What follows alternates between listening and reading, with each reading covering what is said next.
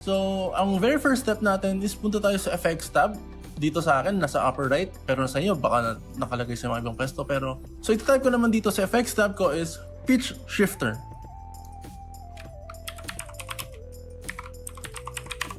Yan. And then lumabas na yung pitch shifter. And then i-drag lang natin yung effect dito sa ano natin, sa audio layer natin. Yon.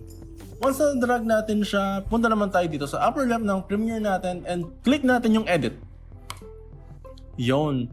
Once na na-click natin yung edit, meron tayong lalabas na na tab dito na merong presets and settings dun sa semitones, then yung scents. Pero syempre, hindi natin masyado gagalawin yan kasi ang goal natin is palitan natin yung boses natin dito sa sa 4 na presets. So let's start with dito sa Angry Gerbil.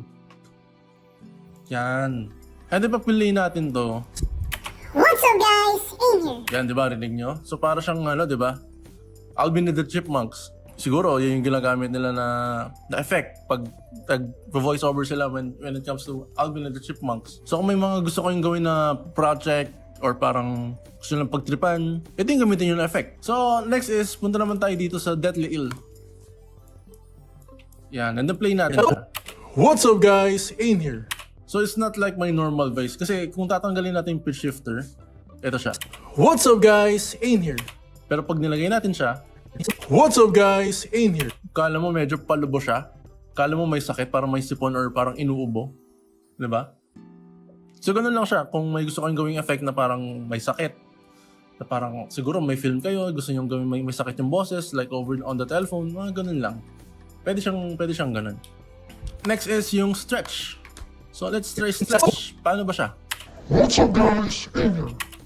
Para siyang di ba? Para siyang demonyo, grabe, nakakatakot. So ganun lang. Kapag may gusto kayong i-edit na parang, ito usually ginagamit din to sa mga memes parang para may pagmasamang balak. Usually sa mga streamers.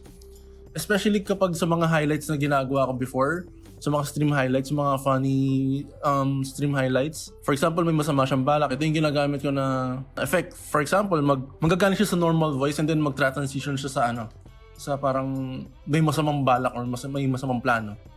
Okay, next is yung Dark Lord.